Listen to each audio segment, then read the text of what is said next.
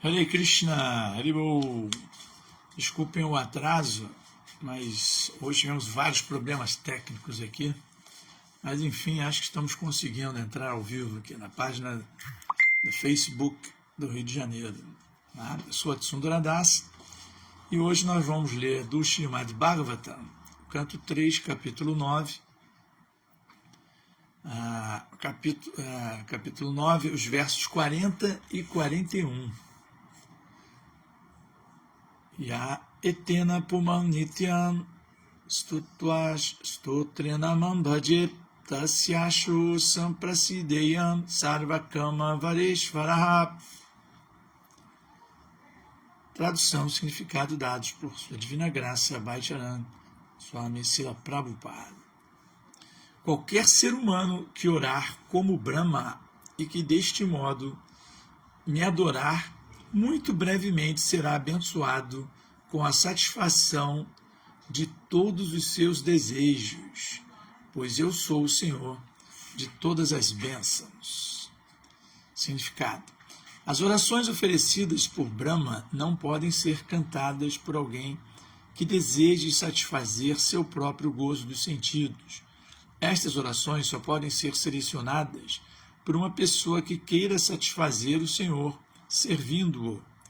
Não resta dúvida de que o Senhor satisfará todos os desejos no que diz respeito ao transcendental serviço amoroso, mas ele não poderá satisfazer os caprichos dos não devotos, mesmo quando tais devotos casuais lhe ofereçam a melhor das orações. Vamos ler o verso 41 também.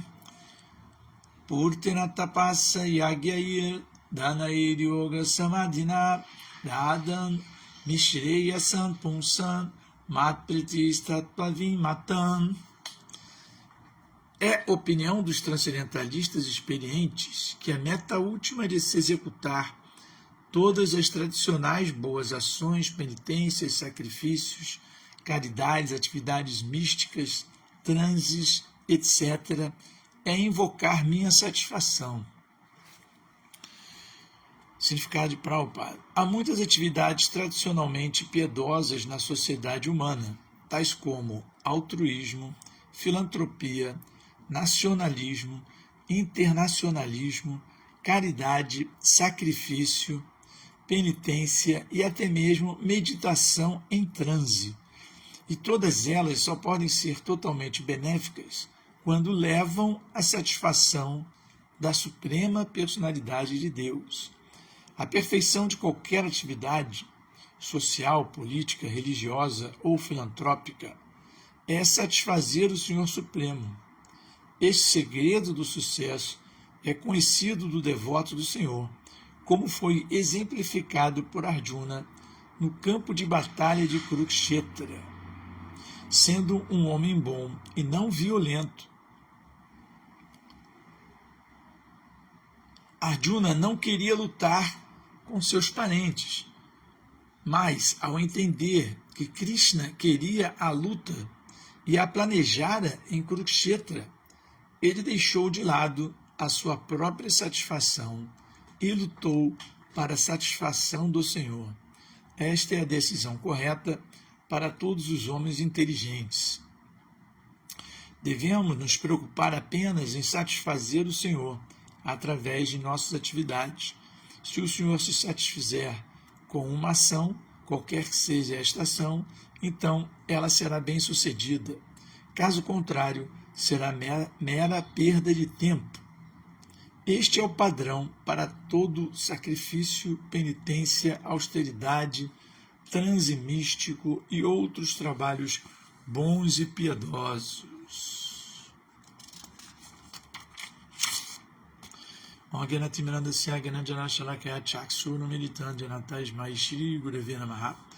Nasci na mais escura região de ignorância, porém meu mestre abriu meus olhos com a luz do conhecimento transcendental. A ele ofereço minhas mais humildes e respeitosas reverências. Namam Vishnu Padaya Krishna Prestaya Bhutale Srimati Vidananda Goswami Dinamile Namaste Guru Hansaya Paramananda Vedase Prabhupada Pramodaya Dushta Siddhanta Nasine. Om Namo Bhagavate Vasudevaya. Om Namo Bhagavate Vasudevaya. Om Namo Bhagavate Vasudevaya. Muito bem, então aqui o Senhor Krishna está explicando a Brahma que ele ficou muito satisfeito com as orações de Brahma. E essa questão das orações, de orar a Deus, é uma questão muito presente na sociedade humana, né? A percentual das pessoas que creem em Deus na humanidade é muito elevado. Ou seja, há muito mais pessoas que têm a crença no poder divino do que das que simplesmente não acreditam em nada, que acham que o mundo é uma mera coincidência, um mero acaso, onde elementos químicos se combinam através de forças físicas. Sem nenhuma... Então, como a maioria das pessoas da humanidade, elas têm uma tendência a acreditar na existência de um poder superior, um poder divino, então é muito natural que essas pessoas orem a esse poder sobrenatural, poder divino, Deus, conforme as tradições e culturas de cada civilização, de cada sociedade. Então nós temos sociedades que oram de uma certa forma, de uma certa maneira, usando uma certa linguagem. Outras sociedades fazem de uma forma diferente, mas a maioria dessas pessoas, quando buscam orar a Deus, quando buscam se dirigir à divindade, muitas vezes, na maioria das vezes, fazem isso numa intenção de obter algum tipo de vantagem, algum tipo de facilidade para viver dentro do mundo material. Então é claro que também muitas pessoas têm um ciclo de orações regular, ou seja, tem um certo ritual, praticam ritualisticamente essa oração a Deus de uma maneira regular. Também há pessoas que buscam orar a Deus quando elas têm problemas, grandes problemas, ou que elas têm grandes ambições que precisam tentar satisfazer. Então, nesse momento, essas pessoas oram a Deus,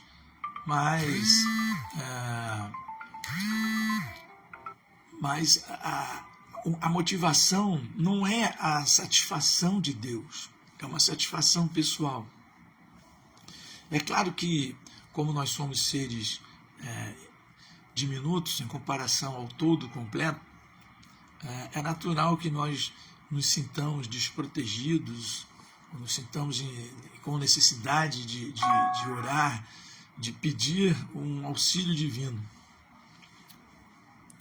No entanto, aqui, Prabhupada, no significado que ele dá para esses dois versos, ele explica o seguinte: ele explica que Krishna ele não está muito interessado em satisfazer esses tipos de orações, né?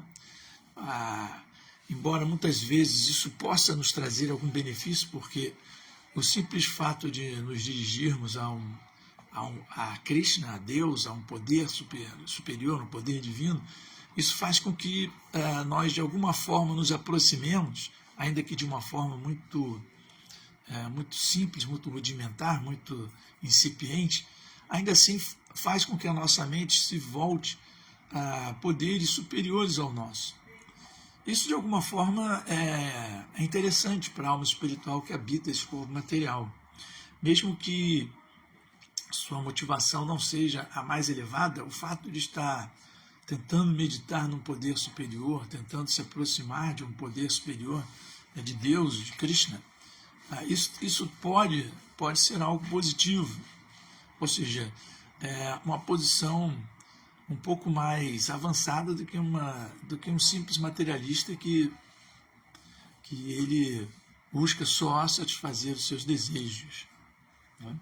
Só que isso é muito pouco, não é suficiente para que uma alma de fato busque ou consiga autorrealização. Isso não é suficiente. Pode ser interessante, pode ser até uma forma inicial, né? Uma pessoa, alguém num sofrimento muito intenso que busca meditar em Deus, num poder superior, isso pode trazer algum benefício inicial, porém essa motivação ela não é suficiente para fazer a pessoa de fato avançar espiritualmente a ponto de abandonar essa existência materialista. Então, para isso, é necessário que realmente nós busquemos orar de uma forma que satisfaça aquele que é o objeto da oração. Então, é algo um pouco diferente. A oração não deve ser feita para satisfazer a pessoa que está orando. A oração ela deve ser feita no sentido de buscar a satisfação das pessoas que estão do objeto da oração, do Todo-Poderoso, da personalidade de Deus. Tá? Então, nesse sentido, as orações de Brahma elas satisfizeram o Senhor Krishna porque ele simplesmente ele ora para o prazer de Krishna. Ele mostra em todas as orações que foram feitas aqui nesse capítulo como que nós devemos nos aproximar da suprema personalidade de Deus, né? Conforme está descrito aqui no verso, né? Qualquer ser humano que orar como Brahma e deste modo me adorar, muito brevemente será abençoado com a satisfação de todos os seus desejos, pois eu sou o Senhor de todas as bênçãos. Só que Prabhupada, ele mostra que todos os seus desejos é no sentido de avanço espiritual. Por exemplo, muitas vezes nós ouvimos falar de você não deve adorar os semideuses. Mas nós vemos, por exemplo, em muitas narrativas do Mahabharata que devotos, como por exemplo os Pandavas, eles em determinado momento, Arjuna, por exemplo, ele buscou Sr. Shiva, buscou a bênção de Sr. Shiva. E nós vemos muitos devotos e devotas, né, que Rukmini, por exemplo, adorou a deusa Katyayani, Durga, né, no sentido de obter Krishna como esposo. Então, esses exemplos de devotos que nós vemos no Srimad Bhagavatam, que se dirigem aos semideuses, orando aos semideuses, pedindo o favor, né, os favores dos semideuses, isso só é fidedigno quando o pedido é no sentido de avançar na consciência de Krishna. Por exemplo, é possível orar ao Sr. Ganesha. O Sr. Ganesha ele é conhecido como aquele que remove os obstáculos. No entanto, orar ao Sr. Ganesha para remover os obstáculos que estão impedindo a minha satisfação plena dos sentidos materiais, obter alguma vantagem, alguma riqueza, alguma facilidade para viver e desfrutar da natureza material, isso não é autorizado por Srila Prabhupada nem pelo Sr. Krishna. Está explicando aqui, né? O Prabhupada explica aqui no significado. Mas se você ora ao Sr. Ganesha no sentido de, por favor, remova todos os obstáculos que estão me impedindo de servir ao Sr. Krishna, essa oração ela é autorizada, é uma oração válida. Também você pode orar ao Sr. Shiva. O Sr. Shiva é conhecido como aquele que pode eliminar o mau karma, né? Ele é considerado muito auspicioso, né? Então, orar ao Sr. Shiva para ele eliminar o seu mau karma porque você está sofrendo e você quer voltar a desfrutar, e aí o teu sofrimento está lhe impedindo de desfrutar, e você quer orar ao Sr. Shiva para acabe esse sofrimento que eu preciso desfrutar, da natureza material. Essa oração é uma oração, de novo, ainda que as pessoas estejam orando a um poder, se dirigindo a um poder superior, e que isso talvez possa ser enquadrado como um pouco melhor do que a pessoa simplesmente se declarar ateu e não buscar, não compreender a existência de poderes superiores, ainda você pode ainda achar que é um pouco melhor, né? Um materialista que ora para a satisfação dos seus próprios desejos, um pouco melhor daquele que se declara simplesmente um ateísta e quer viver a vida como se ela fosse a última, né? Tem uma filosofia, a última vida, né? O último momento, né? Tem aquela famosa filosofia Carpe Diem. Então, hoje eu vou desfrutar o máximo que eu puder, porque eu não sei se estarei vivo, né? Uma pessoa que pelo menos entende a existência de poder superior de Deus e ora a Deus pedindo para amenizar seu sofrimento, para que ele possa desfrutar. A gente pode até tentar entender o que é um pouco superior, mas a verdadeira oração é aquela que por exemplo, o exemplo de Rukmini, ela orou a deusa Katyayani para obter Krishna como esposo, porque havia uma questão de seu irmão mais velho, né, Rukmini, ter prometido ela a um materialista, né? E aí ela que não queria se casar com ninguém mais além de Krishna. Então, o fato dela se dirigir a uma semideusa, pedindo para que só se casasse com Krishna, isso é serviço devocional puro. Então, ela está pedindo uma bênção para o seu serviço devocional. Da mesma forma, quando oramos ao Senhor Shiva, ao Senhor Ganesh, pedindo, por favor, remova todos os obstáculos, remova o que está me impedindo de avançar na consciência de Krishna, me ajude a eliminar esses obstáculos. Essa oração é uma oração totalmente válida. E de fato, a pessoa pode obter essa bênção específica e avançar no serviço devocional a Krishna, né? E aqui, Prabhupada, ele deixa claro de que não resta dúvida de que o Senhor satisfará todos os desejos no que diz respeito ao transcendental serviço amoroso. Prabhupada explica por que um devoto puro, ele não tem outro tipo de desejo. Então, quando ele ora a Krishna, ele vai orar a Krishna. Se ele pedir alguma coisa nessa oração, se não for uma oração unicamente para glorificar a Krishna, se ele pedir algo, ele vai pedir mais associação, mais avanço, mais serviço, mais oportunidade de praticar serviço a Deus. Não egoisticamente pedir, enriqueça minha conta bancária, me dá aquela casa dos meus sonhos, o carro dos meus sonhos, ou a companheira ou companheiro dos meus sonhos. Não é nesse sentido que essa oração será satisfeita, porque aqui o sânscrito pode trazer essa interpretação errônea, né? Sarva Kama Varishvaraha. Sarva Kama, todos os desejos. O Senhor de todas as bênçãos, né? Varishvara. Varishvara é o Senhor de todas as bênçãos. Sarva Kama Varishvara. Então, a ideia de que o Senhor Varishvara, o Senhor de todas as bênçãos, vai satisfazer todos os desejos, temos que entender que esse conceito de todos os desejos são todos os desejos devocionais, todos os desejos puros relacionados com o serviço devocional a Krishna.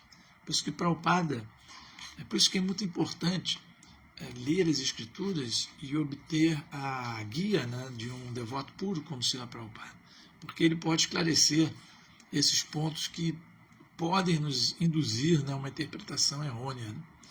Porque Prabhupada é muito enfático aqui, ele diz que ele, Krishna, não poderá satisfazer os caprichos de não devotos, mesmo quando tais devotos casuais, ou seja, aquele que, quando as coisas apertam, ai meu Deus, passa metade da vida sem se importar com nada relacionado a Deus, aí de repente tem um problema muito grande, um obstáculo, né, uma coisa terrível que lhe acontece, ai meu Deus, por favor, me ajude. Então, esse devoto ocasional, como o Prabhupada está mencionando aqui, Krishna não satisfará esses desejos, né? Mesmo quando esses devotos casuais lhe ofereçam as melhores das orações, coisas mais refinadas e tudo, né? E por isso que o primeiro verso que eu li, né, o verso 40, ele explica que qualquer ser humano que orar a Brahma e deste modo adorar a Krishna, orar como Brahma, não a Brahma, né? Qualquer ser humano que orar como Brahma a Krishna, né, e deste modo adorar Krishna, será muito brevemente abençoado. Claro, se nós orarmos a Krishna no sentido de Krishna, Senhor Krishna, por favor, deixe-me avançar em serviço devocional. Eu sou muito caído, eu sou muito cheio, estou muito assim, abarrotado de desejos materialistas, meu coração muito duro, eu não vejo nada além da minha satisfação egoísta dos sentidos, eu não me importo não consigo me importar com nada além de mim mesmo, dentro desse mundo. Então, Senhor Krishna, porque eu sou tão caído, por favor, me abençoe para que eu possa, para que esse coração de pedra possa desenvolver apego aos seus pés de lótus. Então, esse tipo de oração, ele é aceito pelo Senhor Krishna. E ele, aqui, Prabhupada explica, o verso em sânscrito explica que muito brevemente ele vai ser abençoado para a satisfação desse desejo, né? Prabhupada explica a natureza correta do desejo. E o verso aqui, o Senhor Krishna explica no verso que ele brevemente abençoará quem faz algum tipo de oração dessa natureza, né? Pedindo abrigo aos pés de lótus de Krishna. Pedir abrigo aos pés de lótus de Krishna, render-se a Krishna, deve ser compreendido nesse sentido. Eu não quero que Krishna me dê abrigo aos seus pés de lótus, e esse abrigo é simplesmente para eu poder destruir todas as pessoas que eu não gosto, que eu não quero, para que nada que não seja exatamente como eu quero que aconteça deixe de acontecer, porque eu estou me abrigando aos pés de Cristo. Não é nesse sentido. Abrigar aos pés do Lorde de Cristo significa que você entrega seu coração a Cristo e ele passa a ser o dono do seu coração. O que ele desejar, você vai fazer, você vai servi-lo dessa maneira. Exatamente o exemplo que Prabhupada traz aqui de Arjuna, né? Arjuna não queria lutar, Prabhupada falando, né? Arjuna não queria lutar com seus parentes, mas ao entender que Krishna queria a luta e a planejara em Kurukshetra, ele deixou de lado a sua própria satisfação e lutou para a satisfação do Senhor. Então nós podemos entender que Arjuna não estava lutando para derrotar seus inimigos, para conseguir o trono ou as benesses, né, que essa vitória poderia lhe trazer, a opulência, poder sobre a população, uma vida protegida num castelo. Não era quando essa era a motivação, a Arjuna preferia não lutar. Essa é a natureza do devoto, né, avançado de Krishna. Por que Arjuna não quis lutar no primeiro momento? Porque ele pensou assim, nossa, eu vou lutar, matar parentes, matar meu mestre que está ali, né, Drona, meu bisavô Bhishma, tá ali meus primos, eu vou matar eles para eu conseguir o trono e depois me encher de opulências e simplesmente levar uma vida boa. Não. Ele falou, Krishna, é melhor não lutar, melhor não me engajar nesse tipo de atividade. Então, esse era o estágio inicial de Arjuna quando ele encarou a batalha. Ele não pensou na satisfação de Krishna, ele estava pensando na sua própria satisfação. Então, se fosse para a sua própria satisfação, ele preferia não lutar. Então, só essa renúncia de Arjuna mostra a sua posição elevada, porque ele não estava compreendendo que era o desejo de Krishna. Ele viu o campo de batalha, viu seus parentes, mestres, amigos, professores, né? E ele pensou, não, eu não vou me engajar nessa luta, porque isso vai trazer muitos problemas. Ele começou a conjecturar várias coisas, o número de soldados que serão mortos, o número de viúvas que ficarão por aí, de filhos que terão dificuldades para serem criados, todo um malefício que adviria, né, da batalha. Ele começou a projetar tudo isso, mas ele, nesse momento ele não estava considerando o desejo de Krishna. E aí, quando ele se abriga em Krishna, por favor, estou confuso, me ajuda. E ele passa a adotar a posição de discípulo de Krishna, e Krishna explica, olha, além de explicar toda a filosofia Sankhya, a diferença da alma eterna, do corpo material, depois Karma Yoga, todas as questões das ações e reações que nós sofremos nesse mundo material, depois de explicar Buddha Yoga, a verdadeira ação em consciência de Krishna. Então, Arjuna pôde compreender, a minha verdadeira ação é entrar nessa batalha não para o meu prazer, não para o meu desfrute, nem da minha família, dos meus irmãos ali mais próximos, mas porque isso vai satisfazer a Krishna, que está aqui presente, né? Arjuna tinha essa bênção, né, de poder ter essa associação vapor, né, associação presencial com Krishna, né? Não vou falar física, porque Krishna é completamente espiritual, né? Mas ele tinha essa associação ali presencial, né, com Krishna. Mas nós também podemos ter associação, né, Vani, quando nós seguimos as instruções de Krishna, ou de seu representante genuíno, como Srila Prabhupada. Quando nós seguimos essas instruções, também estamos associando com Krishna. E quando nós compreendemos o que Krishna quer, né, e por isso nós precisamos muito do abrigo do nosso mestre espiritual para decifrar o que realmente devo ou não devo fazer, o que realmente Krishna espera que eu, nesse estágio de avanço espiritual, ou a cada um de nós tem um estágio de avanço espiritual, todos esses estágios são individuais, né, são exclusivos. Então, cada um, Krishna sabe cada um de nós, né, em qual estágio nós estamos, e o mestre espiritual perito em ocupar as almas condicionadas e no serviço a Krishna vai nos dar a melhor instrução de como nós podemos agir para deixar Krishna satisfeito. Então, essa é a grande questão. E não é que nós deixamos Krishna satisfeito para ele ficar satisfeito comigo e aí eu cumprir os meus desejos. Não, esse tipo de enrolação não funciona com Krishna. Por isso que Prabhupada explica que não, Krishna não vai satisfazer esses desejos ocasionais, nem que você tenta fazer alguma negociação com Krishna. Isso também não é possível. Vou fazer tal serviço, né?